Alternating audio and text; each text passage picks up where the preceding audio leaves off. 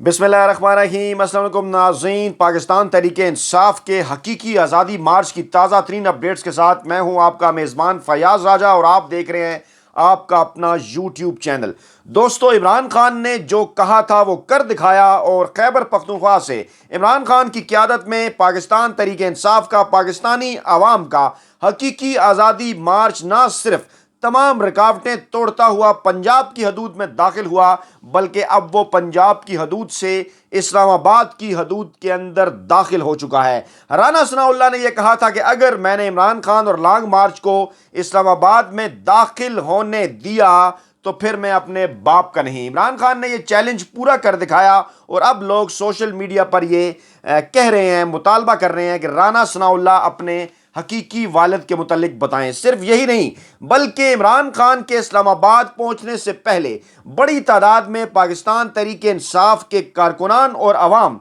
बगैर किसी लीडर, बगैर किसी रहनुमा के बड़ी तादाद के अंदर, जिनमें खवातीन, बच्चे, बूढ़े, मर्द हजरात शामिल है, वो डी चौक पहुंच चुके हैं और ताज़ा तरीन इतलात के मुताबिक हज़ारों की तादाद में मौजूद पाकिस्तान तहरीक इंसाफ के और पाकिस्तान की ये जो आम आवाम है जो डी चौक पहुंचे हैं, वो किसी सूरत डी चौक से जाने के लिए तैयार नहीं और कह रहे हैं कि वो हर सूरत इमरान खान का डी चौक पर इस्तकबाल करेंगे। वहां पर खौफनाक किस्म की शेलिंग, आंसू गैस के गोले जो हैं वो फेंके गए, जो है वो आम आवाम पर, पाकिस्तान तहरीक इंसाफ के कारकुनान पर, लेकिन उन्होंने बड़ी ही बहादुरी के साथ उसका मुकाबला किया। तफसीलात आपके सामने रखेंगे कि डी चौक तो पाकिस्तान तहरीक इंसाफ के कारकुनान और पाकिस्तान की आवाम पहुंच गई। इमरान खान भी इस्लामाबाद की हदूद में दाखिल हो चुके। अब अगला जो अगला प्लान है, जो अगला मंसूबा है, वो क्या है? पाकिस्तान तहरीक इंसाफ क्या इस्लामाबाद के अंदर कुछ जलसा करेगी और उसके बाद वापस चली जाएगी?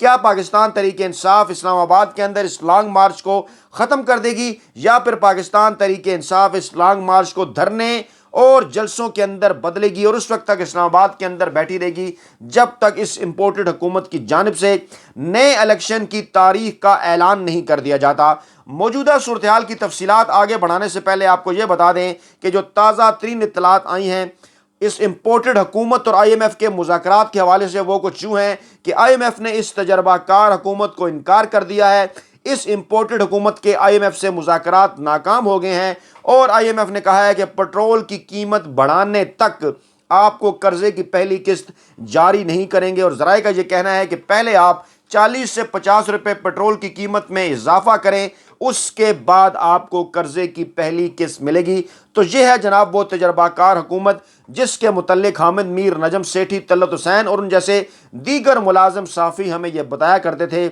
कि ये बहुत तजर्बाकार हुकूमत है और पाकिस्तान की मईशत को संभाल लेगी। इन्होंने तो पाकिस्तान की उस मईशत को तबाह कर दिया जो कि मुसलसल 2 बरस तक इमरान खान ने 5%, 5.5% और 6% की रफ्तार से पाकिस्तान की मुआशी ग्रोथ जो है वो की। दोस्तों, मामला कुछ यूँ है कि सुप्रीम कोर्ट का फैसला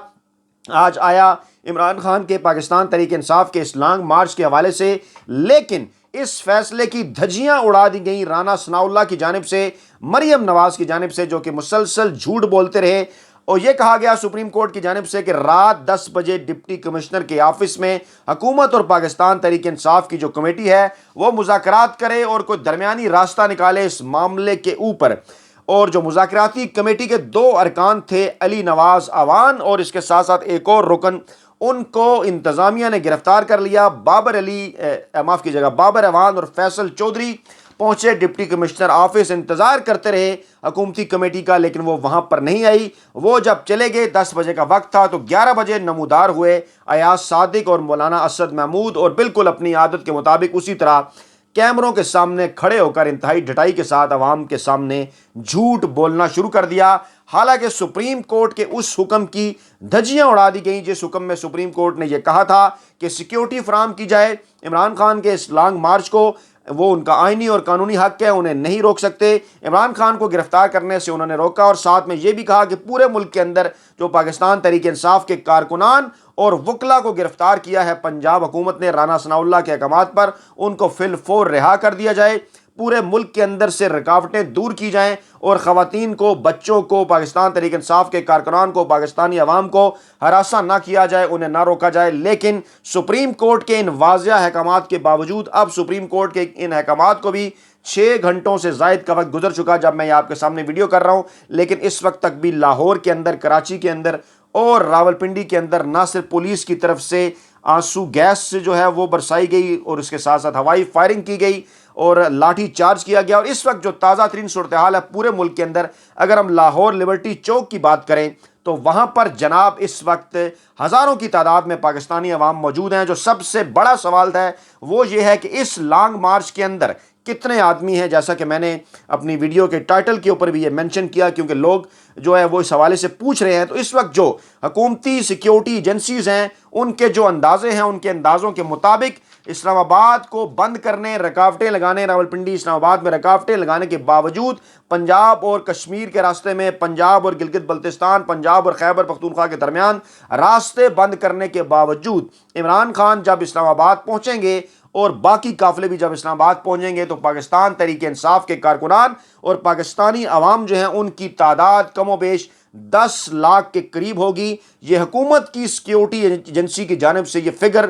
نہ صرف وزارت داخلہ کو بھجوائے گئے بلکہ وزیر اعظم کو جو ہے وہ ذاتی سطح تک بھی جو ہے ان کو یہ پیغامات پہنچائے گئے۔ اس طرح سے مریم نواز کو ایک شاندار تھپڑ پڑا جن کا یہ کہنا تھا کہ 250 لوگ بھی پاکستان تحریک انصاف اکٹھے نہیں کر سکی۔ ان سے سوال یہ بنتا ہے کہ اگر پاکستان تحریک انصاف 250 لوگ بھی اکٹھے نہیں کر سکی تو پھر آپ یہ سارے راستے کھول دیں، کنٹینر ہٹا دیں اور ان کو آنے دیں تاکہ دودھ کا دودھ اور پانی کا پانی ہو جائے، اور عوام خود یہ بات دیکھ لیں گے کہ جناب پاکستان تحریک انصاف عوام کو باہر نہیں نکال سکی۔ اس وقت صورتحال یہ ہے کہ تمام تر شیلنگ کے باوجود ڈی چوک کے اندر، لاہور کے لبرٹی چوک کے اندر اور کراچی ایم اے جناح روڈ پر جہاں پر سیدھی گولیاں برسائی گئیں عوام کے اوپر، خواتین کو گھسیٹا گیا سڑکوں کے اوپر، حالانکہ ان کے ساتھ بچے بھی تھے، عوام بالکل بھی خوف زدہ نہیں ہوئے، بالکل بھی نہیں ڈرے۔ پاکستان تحریک انصاف کے کارکنان اور عوام، اور خاص طور پہ پاکستان تحریک انصاف کے کارکنان جن کو نون لیگ کے ملازم صحافی برگر قرار دیا کرتے تھے، آج وہ لوگ حامد میر، نجم سیٹھی،